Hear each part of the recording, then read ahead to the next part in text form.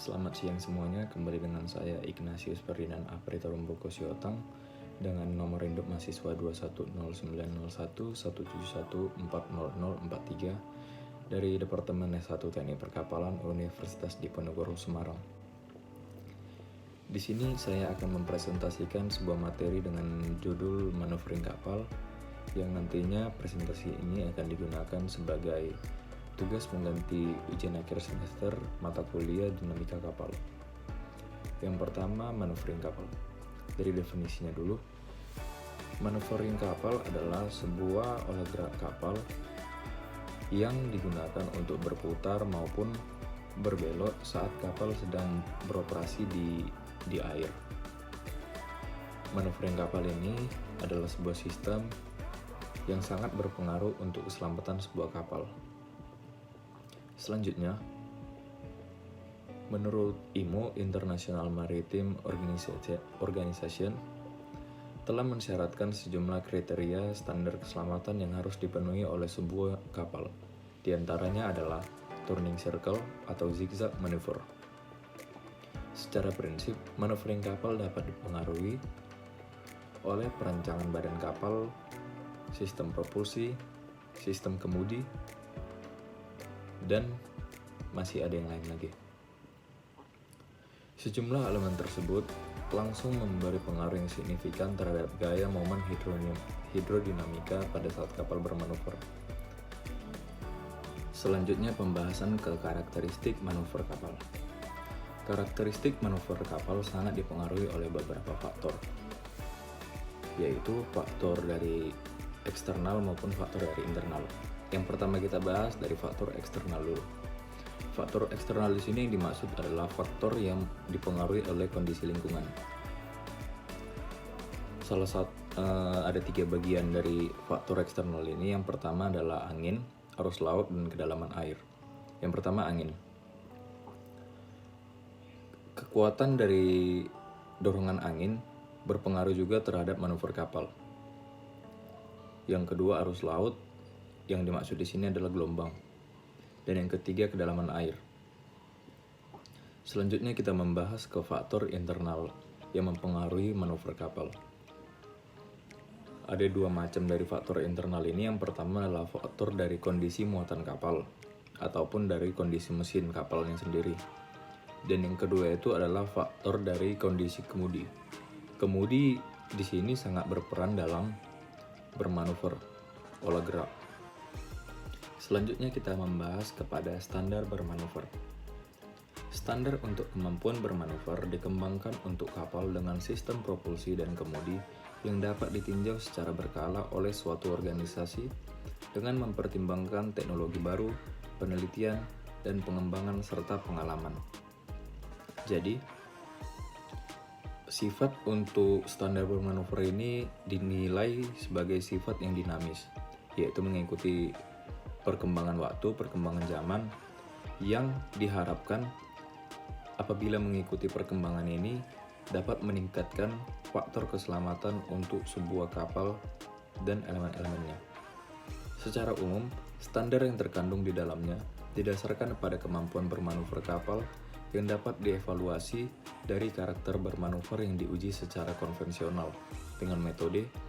Di sini ada 2 metode. Yang pertama itu tes model kapal yang sudah diskalakan menggunakan arah secara matematis untuk memprediksi kesesuaian terhadap tahap desain. Dalam kasus ini, uji coba dengan skala harus dilakukan untuk memvalidasi hasilnya. Selanjutnya untuk poin nomor 2 adalah kepatuhan terhadap standar. Setelah dilakukan uji coba dengan skala, harus disesuaikan dengan standar apakah sudah sesuai atau belum. Jadi, meskipun uji cobanya berhasil dan nilainya lancar, tapi apabila masih belum memenuhi standar, kapal itu masih dikatakan belum aman sepenuhnya. Selanjutnya kita membahas kepada definisi standar manuver. Standar manuver didefinisikan sebagai berikut. Yang pertama itu adalah kecepatan yang digunakan saat uji coba adalah kecepatan minimum 90% dari kecepatan kapal atau sesuai dengan 85% dari output mesin maksimum.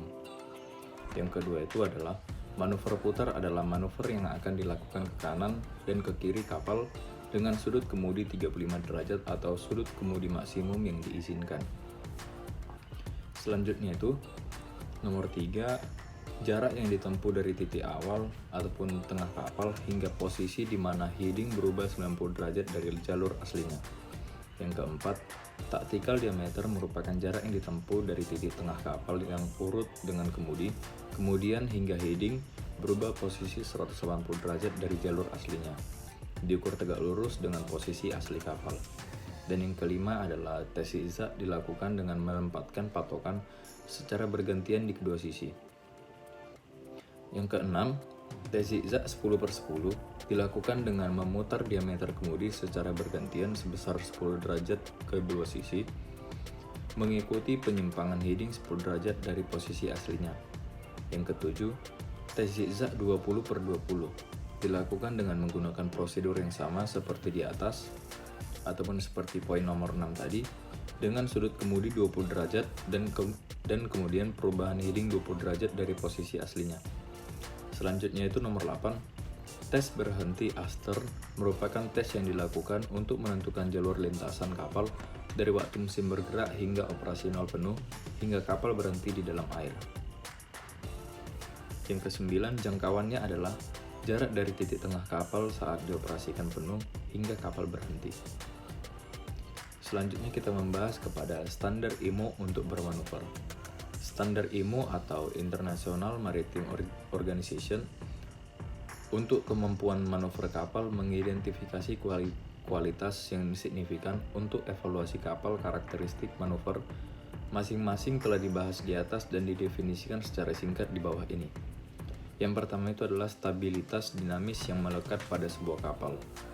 Sebuah kapal stabil secara dinamis di jalur lurus jika setelah gangguan kecil segera akan menetap di jalur lurus baru tanpa apapun kemudi korektif. Deviasi resultan dari heading awal akan bergantung pada tingkat stabilitas yang melekat dan besarnya serta durasi gangguan. Yang kedua, kemampuan untuk mempertahankan arah. Kualitas mempertahankan arah pelayaran adalah ukuran dari kemampuan setir dalam mengarahkan kapal untuk mempertahankan jalur lurus arah jalur yang telah ditentukan tanpa osilasi kemudi atau heading yang berlebihan. Dalam kebanyakan kasus, hal ini adalah krusial.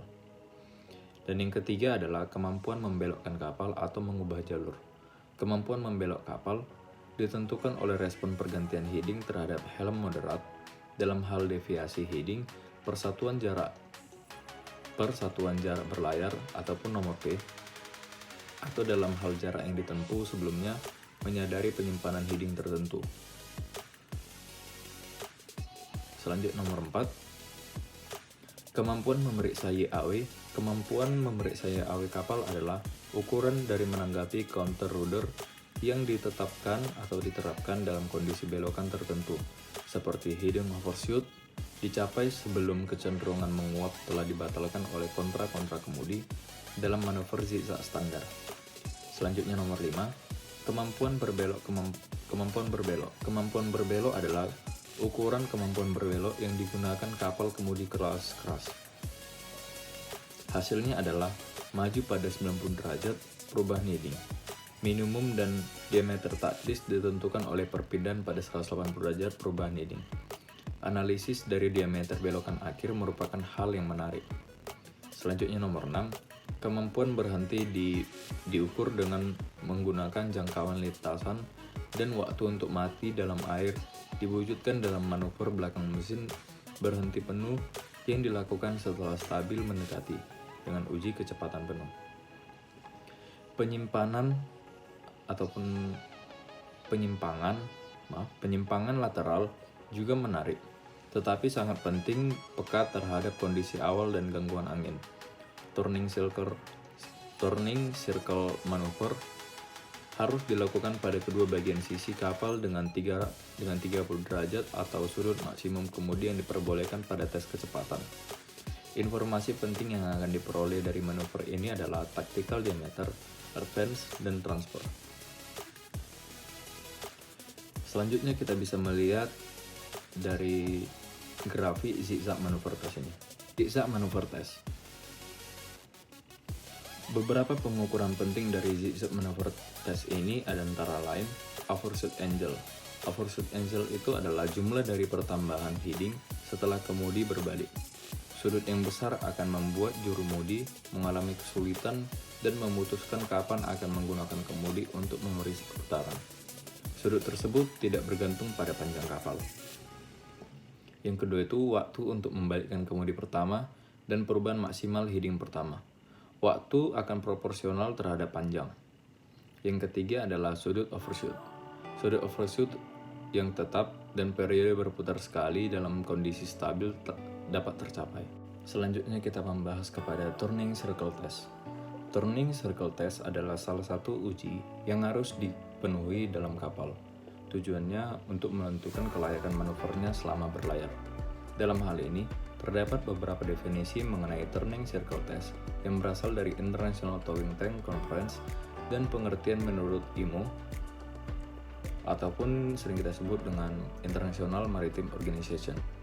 Pertama, menurut ITTC atau International Towing Tank Conference, yang dimaksud dengan turning circle test adalah suatu bentuk manuver melingkar yang dilakukan dengan arah port atau starboard dengan membentuk sudut kemudi maksimal. ITTC merekomendasikan bahwasanya sangat penting untuk melaksanakan turning circle test setidaknya pada sudut 540 derajat dari sudut kemudi awal. Ya, sekian presentasi dari saya, semoga video ini bermanfaat. Di akhir kata saya ucapkan terima kasih sebesar-besarnya. Sekian pamit dari saya Ignatius Ferdinand Apiter Romboko Siotang dengan nomor induk mahasiswa 210901171 40043.